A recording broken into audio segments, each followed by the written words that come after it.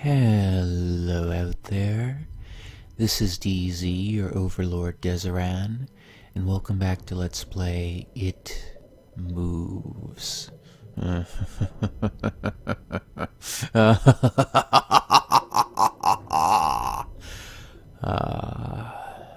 we find ourselves in the abyss, apparently.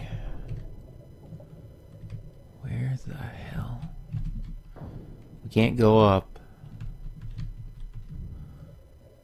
Can we only go down? Deeper?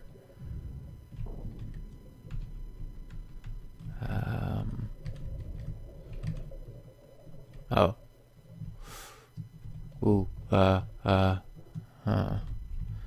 over here. Can we go this way? It looks like a cave. I guess not. Okay. Gotta admit, this is really interesting.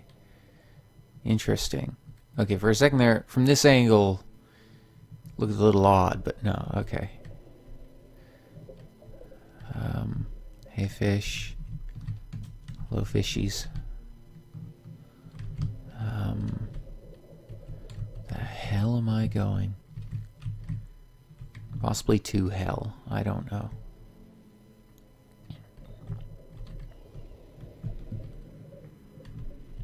I can't seem to actually interact with anything in this case.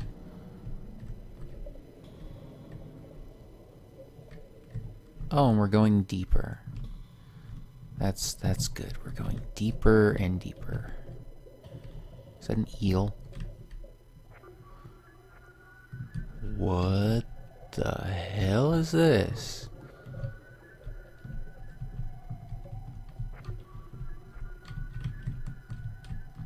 What?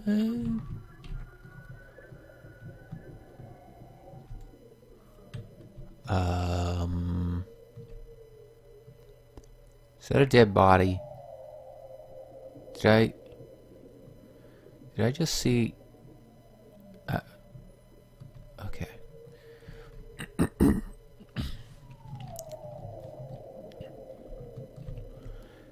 Drain water and remove diving gear? Oh, we have diving gear on? Okay. Yes.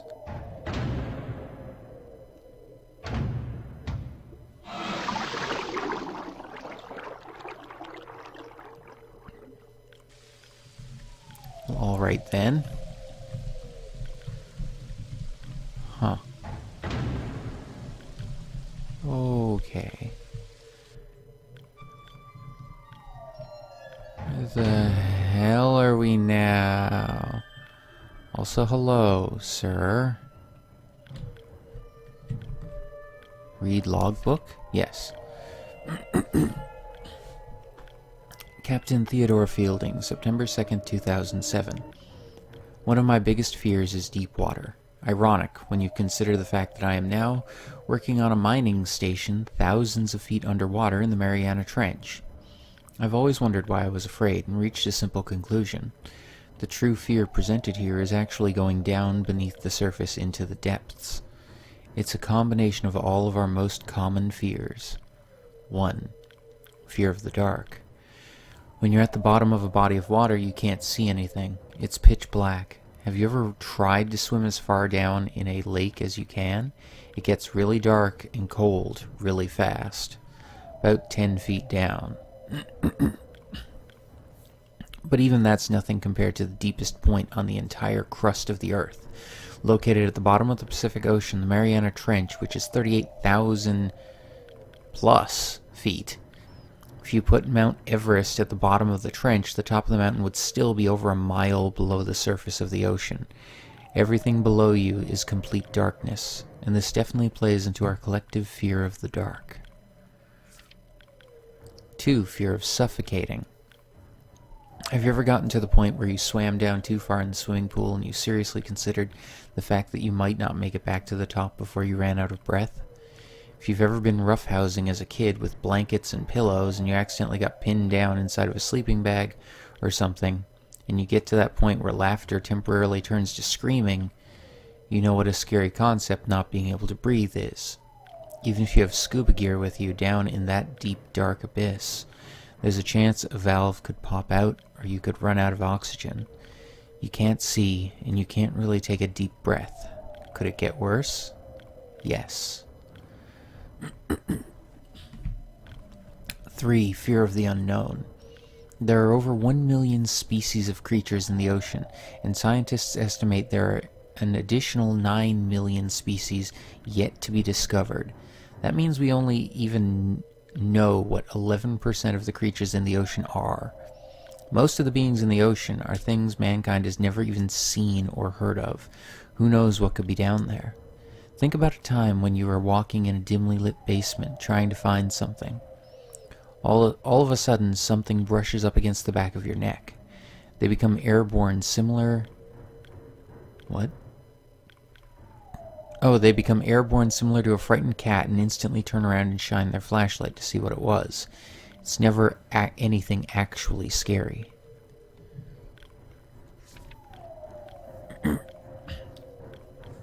But in deep water, it's always something scary. It's dark, you can barely breathe, and something just touched you and you have no idea where they just went. But there is more to fear, I'm afraid. 4. Fear of flying insects. What? Imagine that as you're walking along, all of the beetles and scorpions crawling along the ground, the huge black hairy spiders that are hidden from view in the cracks, and the slimy worms and snakes that are burrowed beneath the ground, simultaneously started flying anywhere they wanted. That is what the bottom of the sea without water would be like. For the strange creatures underwater, there is no up or down. Even the manliest men, even though they appear to be calm, quickly tense up and become filled with a secret fear that the bug might land on their eyeball or fly into their mouth, and that's why men try so hard to kill them. Unfortunately, in deep water, you can't see any of the undiscovered freakish flying creatures that brush past your body as you grasp at your suffocating throat. 5. Fear of being caught. Imagine that you're running from a bear. You will be eaten if you are caught, and it doesn't help that bears can run faster sideways than the fastest human can run forward. When you're at the bottom of the sea, everything that is around you was built to move in water.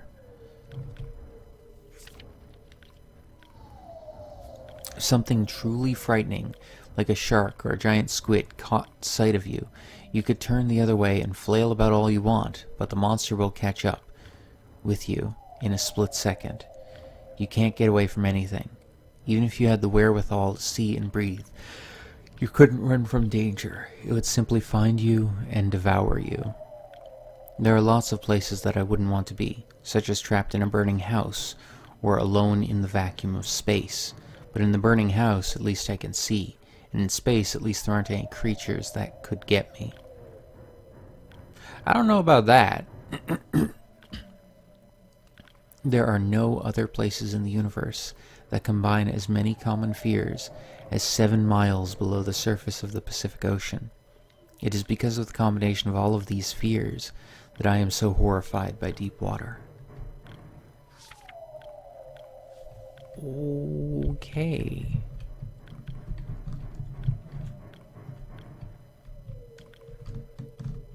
Oh, I can't go lower. Okay, so I can follow this guy. Oh. Hi, Mr. Anglerfish? What?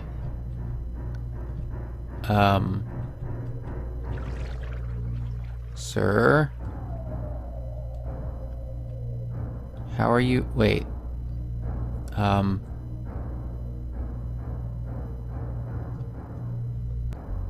Where are you? What? Why did you? Okay. No. Oh dear God. Whoa.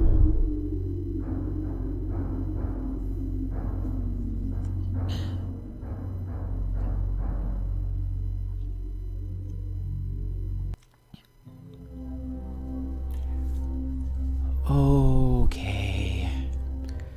What if it was asleep?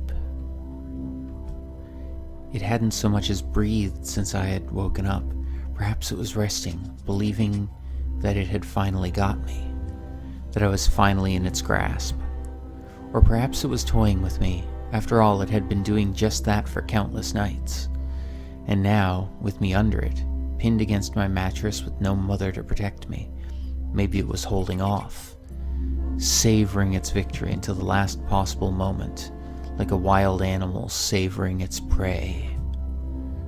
I tried to breathe as shallowly as possible, and mustering every ounce of courage I could, I reached over slowly with my right hand and began to peel the blanket off of me.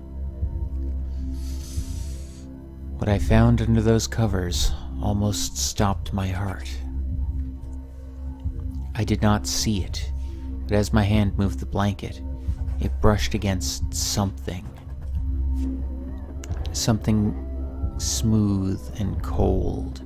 Something which felt unmistakably like a gaunt hand. I held my breath in terror, as I was sure it must now have known that I was awake. Nothing. Did not stir. It felt dead. After a few moments, I placed my hand carefully further down the blanket and felt a thin, poorly formed forearm. My confidence and almost twisted sense of curiosity grew as I moved down further to a disproportionately larger bicep muscle. The arm was outstretched, laying across my chest with the hand resting on my left shoulder as if it had grabbed me in my sleep. I realized that I would have to move this cadaverous appendage if I even so much as hoped to escape its grasp.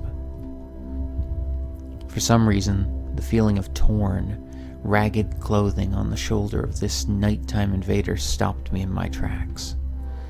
Fear once again swelled in my stomach and in my chest as I recoiled my hand in disgust at the touch of straggled, oily hair. I could not bring myself to touch its face, although I wonder to this very day what it would have felt like. Dear God, it moved.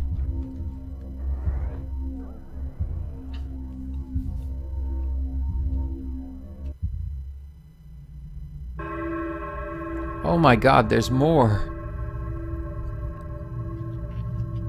Chapter 7, Hostia. Yeah, I'll save. I mean, why not? I've saved every other time so far. Holy crap. Okay, well that's another chapter down. I'll call it here. So if you enjoyed this video, please leave a like, a comment, subscribe if you want to see more, share it with anyone else you think might enjoy it. If you want to suggest a game, leave it in the comments below.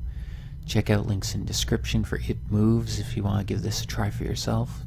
There's also a few links there if you wish to contact me more directly. Excuse me. Follow me on Twitter, anything like that, feel free to do so. And well, in the next part, we'll push forward through this new area, this new nightmare, and see if we survive. Until then, though, this is DZ, your overlord Dezaran. You all have a great day, and I'll see ya.